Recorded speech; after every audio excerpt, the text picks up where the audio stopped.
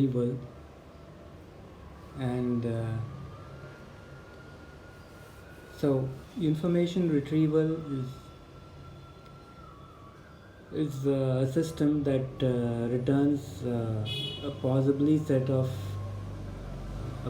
ordered set of potentially useful documents from a collection. Okay, so a good example of an information retrieval system is your internet, because you type in a query and it returns relevant documents, right?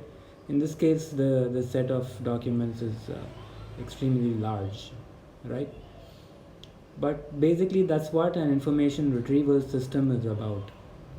You have a set of documents, and based on the query, you want to pick a relevant set of documents that match your query.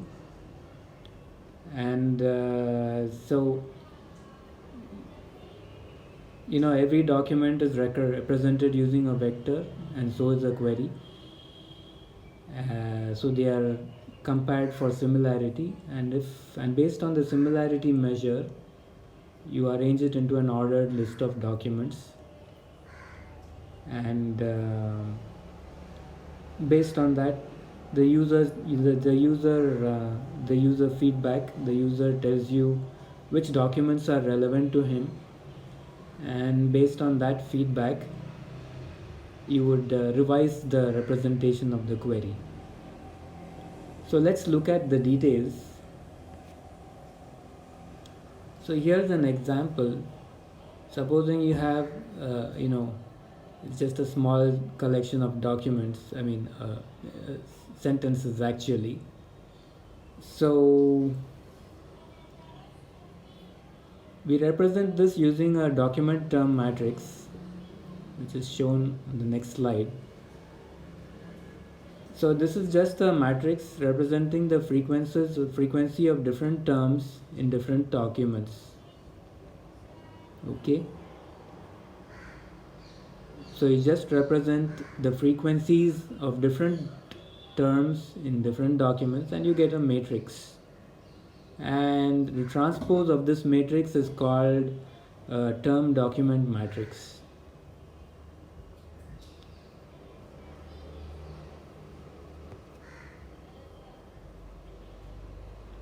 And so every row in this term document, in this matrix here, that's the document term matrix. So every row is actually a vector representation of a document denoted as di, and here the boldface denotes that it's a vector. So the di in boldface denotes a vector.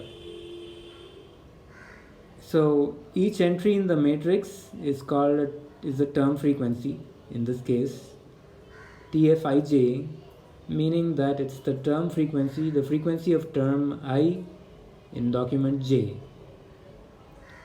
And the similarity between a document and a query can be computed using the cosine metric, which is the dot product of the two vectors di with q.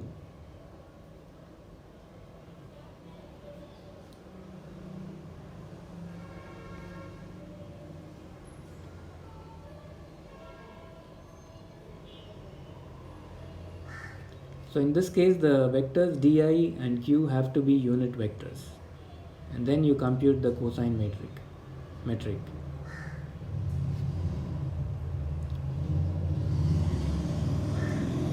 And so see here, term frequency is one of the ways to represent the documents. Another way is using term frequency inverse document frequency. So first of all, what is inverse document frequency? So the intuition, the need for inverse document frequency is basically to filter out all the words that are present in all the documents, and are therefore not going to be useful in classifying the documents, because they are anyway present in all the documents, right?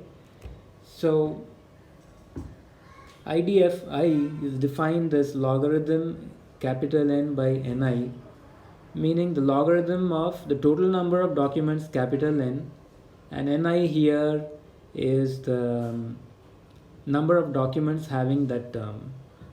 So if we find out the IDF of coronavirus, we see that the number of documents, total documents is 4, and the number of documents containing the term coronavirus is 2. So we get log 4 by 2, we know, which is equal to 1 in base 2. Okay. So now the IDF, it can be easily noted that the IDF value, it is large for words that are rare, and it is close to 0 for words that are present in about all the documents. Now the IDF, when multiplied with the term frequency, gives us what is called the term frequency inverse document frequency. So, and that can be used as a term weight also. It can be used as a weight in the document term matrix. So Wij is equal to TF, term frequency of term I in document J, into the inverse document frequency of term I.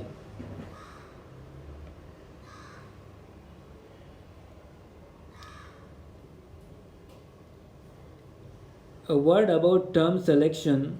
How do we select the terms from the corpus of documents?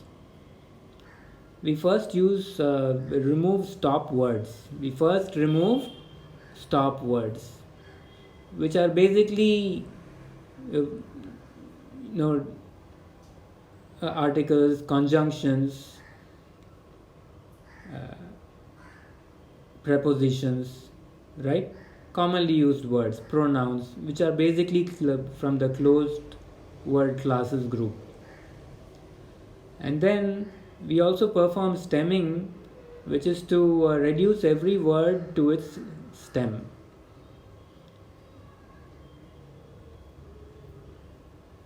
So for example, the word cats would be reduced to cat, singing would be reduced to sing, right? The purpose of performing stemming is to do a match for the stems, right? So you don't want that cats, and if the query has cat and if your document has cats, then it shouldn't be that your terms don't match, right? Because the two terms are related. So stemming ensures that all the words are reduced to their stems, and the documents can be easily compared with the queries. And so this is basically called a bag of words approach, and also a vector space model. Okay, and here we are not concerned about the order of the words. Like in the case of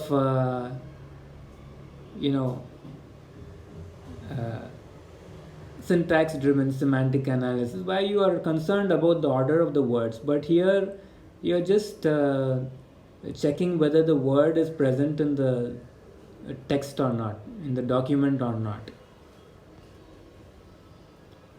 And how do we evaluate information retrieval systems? There are two main important metrics: precision and recall. Precision is the fraction of relevant documents among all retrieved documents, and recall is the fraction of retrieved documents among all relevant documents. So, for example, if we run a query, then we would like that we get all the relevant documents, right? So it may turn out that whenever we increase, we return a lot of relevant documents, right? In other words, if we try to increase the precision by or in other words, we try to increase the recall by returning all the relevant documents, right? We may also return a lot of documents that are not relevant, and in that process we may be reducing the precision, meaning that it is possible if we try to increase the recall we may reduce the precision. And the converse is also true. When we try to increase the precision, meaning we try to be more careful in selecting the relevant documents, right?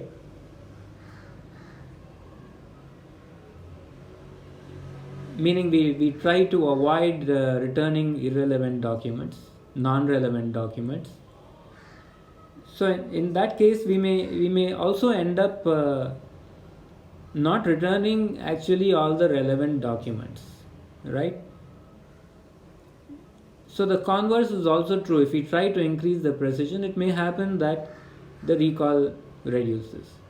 So the ideal system accomplishes, a trade-off between precision and recall. And also there are ways to improve user queries. Users can be asked to, and that's called relevance feedback. Users can be asked to specify which documents are relevant from retrieved documents, and based on what the user chooses, from those set of documents, the relevant set of documents specified by the user, the important keywords, the terms can be collected, and the query can be reformulated in terms of those terms, and it can be executed again. And this is found to significantly improve the performance of the queries. And this is called relevance feedback, wherein the user provides feedback, and that is in turn used in order to reformulate and re-execute queries. Another technique of improving user queries is by query expansion, wherein the original query is expanded by using similar terms from, for example, a thesaurus. Okay, and